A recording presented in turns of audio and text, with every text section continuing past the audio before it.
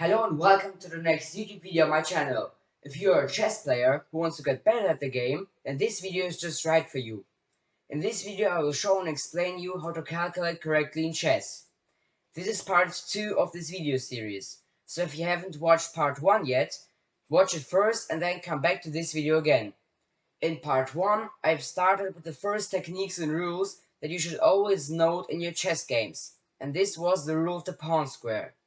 In this video, I will show you the next rule, so let's get started.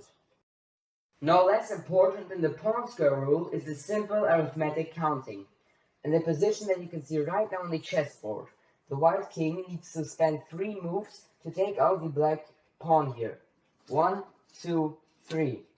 Now he needs 1 move to retreat the king to the right or to the left to give the pawn space. So 1 move. And now the pawn here needs 4 moves to get up on g8 to transform into a queen. 1, 2, 3, 4.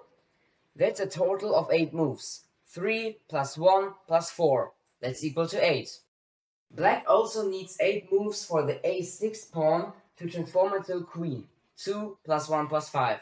So 2 moves to take out the white pawn with the king, 1 move to retreat the king, and then 5 moves to get with the pawn on a6, on a1, to transform into a queen.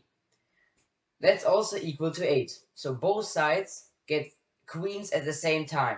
White first, since he starts, followed directly by black. This calculation shows that the game will end up in a draw, because in the position obtained after the transformation of the pawns into the both queens, neither side can win from the other queen or declare checkmate. In the next example here, white needs 6 moves to transform the pawn into a queen, but black only needs 5 moves, but white starts. Therefore, white will get the queen immediately after black, so the game will end up in a draw again. It is important to note that after the white king takes out the black pawn on b5 and the black king takes out the white pawn on h3, the white king has to move away to clear the way for the pawn on b4. But here it's important to move on a square so as not to get under a check or to lose his queen after black gets his queen as a result of the king's unfortunate position. For example, after the both kings clear the way for the pawns, so the white king on c6 and the black king on g4, and then the pawns run to their target points, so this, this, this, this, this, and this. Black gets his queen first. There's my queen. And sets a check. And therefore, the white army won't get a queen. Black not only prevents the transformation of pawn b7, but also gradually wins the game. Another bad move for the white king here would be to move on a4 to retreat the king. Because after, the black king has also moved away, and the both pawns has transformed into queens. So first the black pawn into a queen, and now the white pawn onto a queen.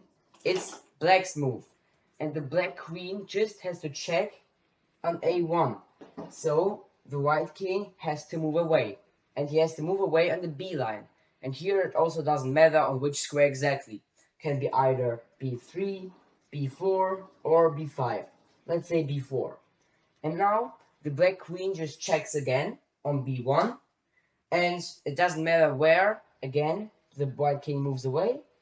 Let's say c5, and now the black queen can just take out the white queen and win the game. So in this situation before, all the other retreats by the king from the b line, except of on a4 and on c6, are safe. In the position on the chessboard that you can see right now, white can win the pawn either on b6 or on g5. If you go to b6, it will take 7 moves for the pawn on b4 to transform into a queen on b8. During this time, black will transform his pawn on g5 into a queen on g1, also in 7 moves. The result is a draw. But if white moves his pawn on g4 into queens, the white army would need 8 moves, not 7. On the other hand, black, to make the pawn on b6 into a queen, requires 9 moves. So at the moment when the white pawn will play here g7 to g8 and transform into queen, the black pawn here would just play b3 on b2 and not b2 on b1. So while black's pawn is still on b2, the white's army has already queen, so white will win. Exactly because of this, counting moves makes it easier to choose the right continuations. We emphasized that in such endings it is dangerous to waste time on any moves that distract from the main goal. For example, if in the variation that begins with king e5, king d3, king f5, king c4, and now white does not take out the black king on g5, but rather plays pawn b5, white loses the win, because after the black king here takes out the white pawn now, both sides get the queen at the same time. So the useless pawn move turns out to be a loss of tempo, which leads to a draw. Also, an interesting case is when the pawns are on the extreme lines, so either on the A line or on the H line, because then the new queens prevents the opponent's queen. In 1914, in a chess game in St. Petersburg, the situation that I will show you now happened in an endgame. So in this endgame, the next move is done by the black chess pieces, and they know how to win this game. Do you also know it? Stop the video now and think about the right answer how to win the game with the black chess pieces. Okay, so now the right solution. Here, black moves with the knight on h4, and after, the white king takes out the black knight on h4, black wins the game.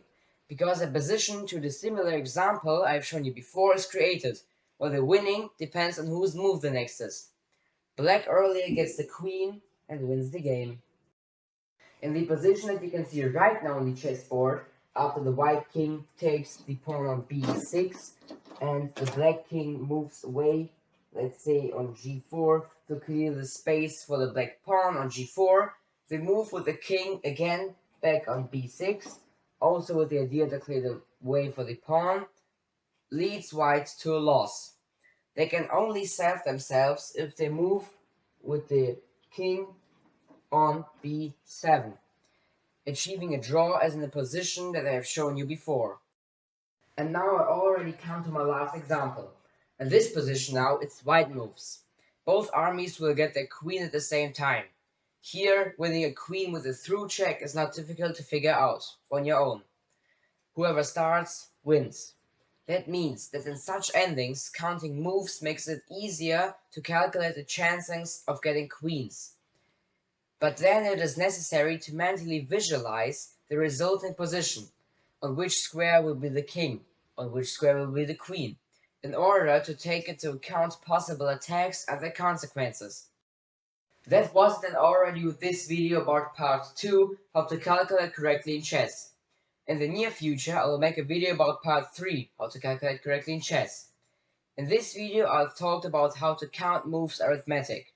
I hope you liked it.